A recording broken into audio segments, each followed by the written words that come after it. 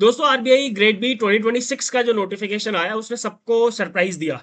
And I would rather से surprise नहीं, सबको एक शॉक दिया बहुत बड़ा।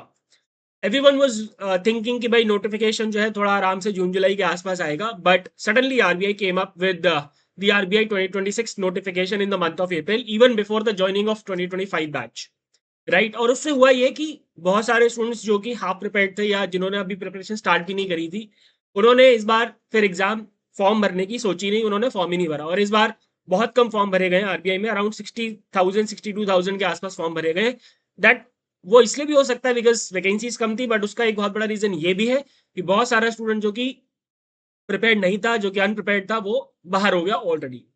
अब इससे हमें ये चीज पता चलती है कि आरबीआई का जो नोटिफिकेशन है वो कभी भी आ जाता है। ठीक है, आरबीआई का जो नोटिफिकेशन है वो कभी भी आ जाता है। और इस बार आरबीआई ने कोशिश करी अपनी साइकिल को सही करने की, अपनी साइकिल को मेंटेन करने की। तो मेरी रिक्वेस्ट आप लोगों से ये रहेगी कि फिर 2027 में आप लोग ये गलती ना करें।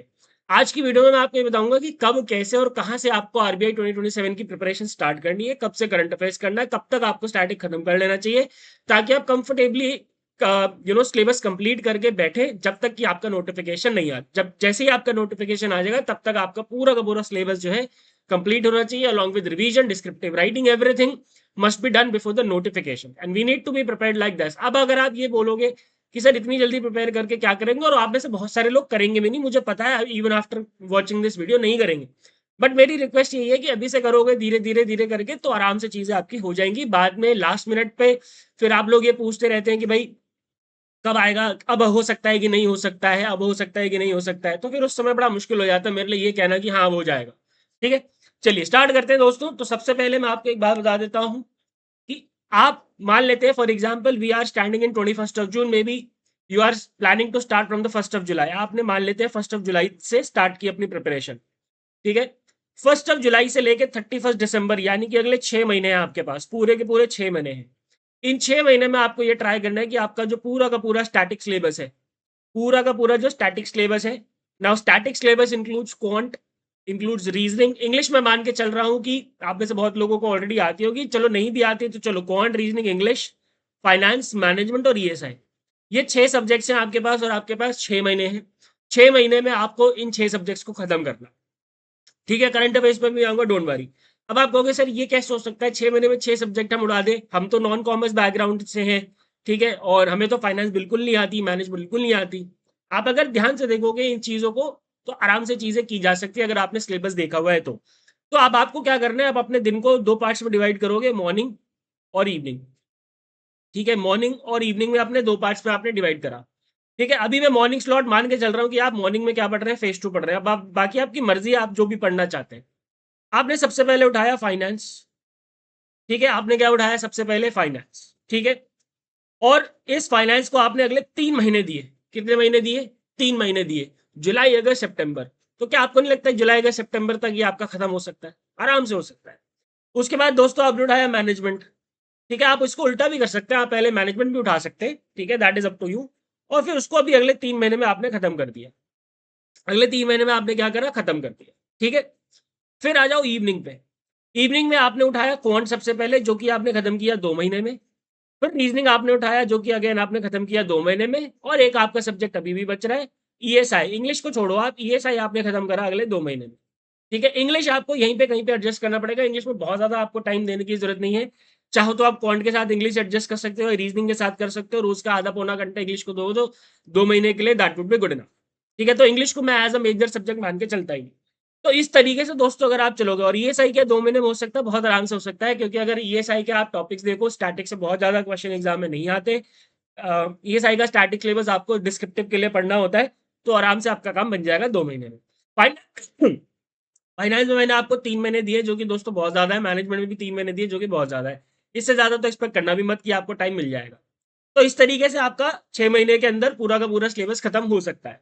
ठीक है, अब ये जो टाइमलाइन है ना दोस्तों, इस टाइमलाइन में आपका डिस्क्रिप्टिव भी इंक्लूडेड है, और आपका इसके अंदर रिवीजन भी इंक्लूडेड है। अब एक बात बहुत अपने दिमाग में उतार लो बहुत अच्छे से, कि ये जो फाइनेंस जो आपने स्टार्टिंग के 3 महीने में पढ़ा, अगर आपने बिल्कुल इसको छोड़ दिया अगले 2 महीने या अगले 1 महीने या अगले 3 महीने तक, ये आपका फिर से जीरो हो जाएगा। और अगर आप दिसंबर के बाद दोबारा से फाइनेंस उठाओगे, तो आपको लगेगा कि यार मेरे को तो कुछ आता ही नहीं। इसीलिए इसीलिए आपको इन सारे सब्जेक्ट्स की साथ साथ रिवीजन करते हुए भी चलना है। आपका जो वीकेंड है पूरा का पूरा, और वीकेंड में मैं बोलूंगा 2 दिन, ठीक है, वीकेंड में 2 दिन यानी कि सैटरडे संडे, सैटरडे संडे आपका जो पूरा है जाना चाहिए और रिवीजन के लिए जाना चाहिए जो भी आपने पीछे पढ़ा है। ठीक है जी, जो भी आपने पीछे पढ़ा है उसमें आपका पूरा का पूरा सैटरडे संडे जाना चाहिए। समझ में आ गया? ठीक है। अब आ जाओ भैया करंट अफेयर्स पे कि सर करंट अफेयर्स का क्या करें।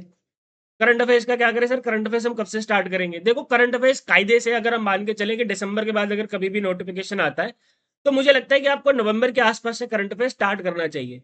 नवंबर में इसलिए बोल रहा हूं दोस्तों क्योंकि एक महीना तो आपको करंट अफेयर्स की करंट अफेयर्स को पढ़ने की हैबिट बनाने में लगेगा, कम से कम 1 महीना।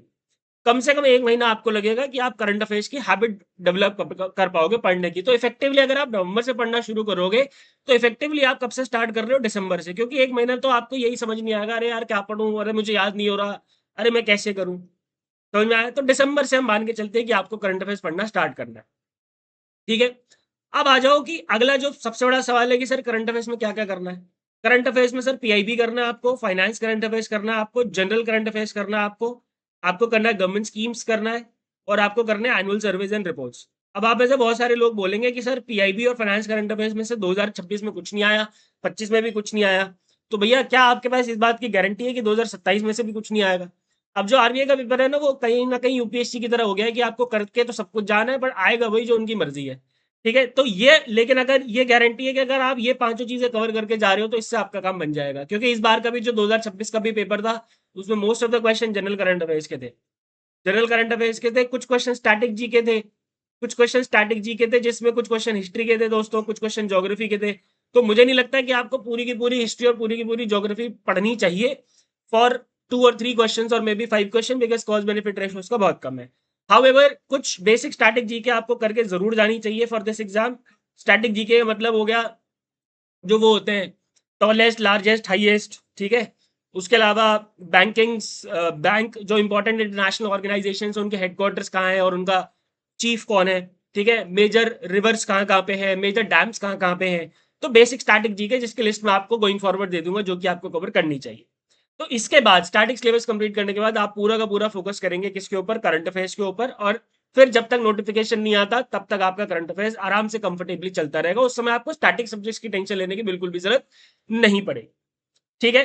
नाउ खत्म करने से पहले मैं एक चीज बहुत इंपॉर्टेंट बता दूं कि अगर आपको डिटेल्ड टाइम टेबल चाहिए अगले पूरे 9 महीने का या 6 महीने का, अगले 6 महीने का स्टैटिक वाला करंट अफेयर्स हटाते हैं, अगले 6 महीने का अगर आपको डिटेल्ड टाइम टेबल चाहिए दोस्तों, एक्सेल शीट पूरी, तो आप प्लीज कमेंट सेक्शन में लिख के जरूर बताएं। I will provide you a detail time table, और ये सब कुछ दोस्तों हम अपने कोर्स में कंप्लीट कवर करेंगे which is going to be launched very soon on your own platform एग्जामनॉम। आई होप आपको समझ में आ गई होंगी चीजें। If yes, do subscribe to the channel. Thank you very much, good bye, take care and God bless.